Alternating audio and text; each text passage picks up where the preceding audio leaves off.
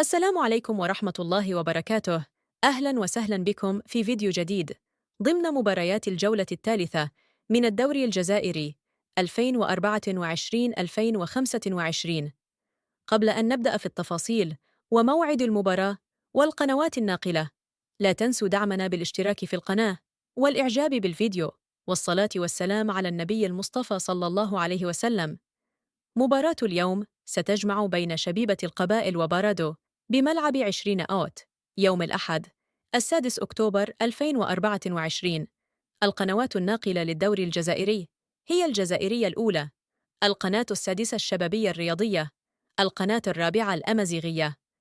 موعد المباراة سيكون في تمام الساعة 4 مساء بتوقيت تونس، الجزائر والمغرب، الساعة 5 مساء بتوقيت فرنسا، إسبانيا، إيطاليا، ليبيا والسودان، الساعة 6 مساء بتوقيت مصر، السعودية، العراق، الأردن، لبنان واليمن. شاركونا توقعاتكم في التعليقات حول من سيفوز في هذه المباراة. قبل أن نودعكم لا تنسوا وضع لايك للفيديو والاشتراك في القناة وتفعيل زر الجرس ليصلكم كل جديدنا. نراكم في الحلقة القادمة. دمتم بخير والسلام عليكم ورحمة الله.